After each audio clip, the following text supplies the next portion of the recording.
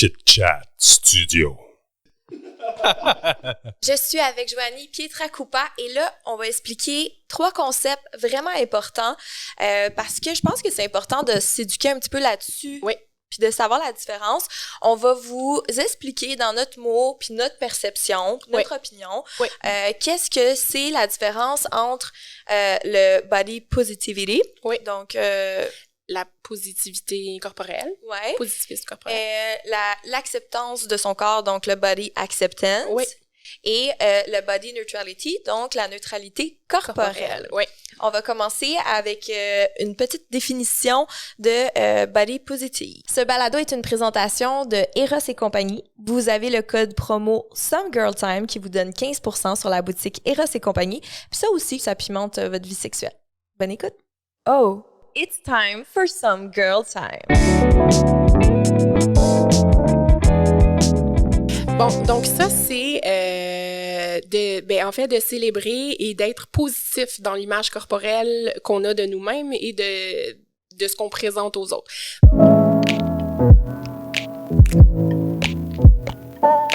Donc, de respecter, d'aimer son corps, mais aussi celui des autres et de la façon de le mettre de l'avant, d'être très positif dans tout ça. Est-ce que tu dirais que aussi ça inclut aussi les gens qui ont des handicaps? Absolument, c'est le plus inclusif possible comme mouvement.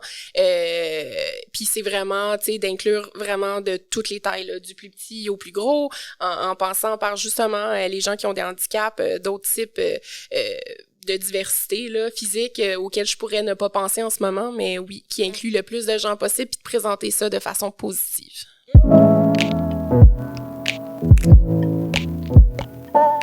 Donc, la différence avec le body positivity, excusez mon anglais, c'est que t'as pas à aimer ton corps toutes les minutes de ta vie, mais tu dois l'accepter tel qu'il est, puis accepter les moments que tu l'aimes et accepter les moments que tu l'aimes pas. Oui. Puis aussi, la neutralité, je pense, c'est aussi de se sortir de ça, justement, d'accorder moins d'importance à son apparence parce que souvent, c'est ce qui prend toute la place dans nos vies, dans nos têtes, mais c'est juste une facette de nous, c'est juste la facette physique, alors qu'on est tellement complexe à l'intérieur.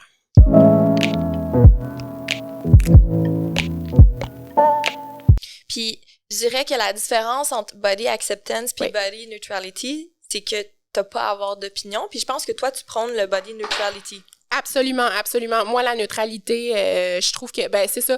Après avoir fait l'éloge du positivisme par rapport à son corps, maintenant, je t'avoue que je suis plus neutralité, là. Tu sais, j'essaie de jamais commenter l'apparence de quelqu'un, perte de poids, prise de poids, de quoi la personne a l'air. Je trouve que c'est des choses très superficielles, perso, là. Tu sais, je suis rendue là dans ma réflexion, puis j'aime bien parler d'autres choses plus personnelles et intimes des gens. Fait que la neutralité, c'est de pas avoir d'opinion par rapport à ça, puis se détacher complètement de l'importance à notre temple. Exactement.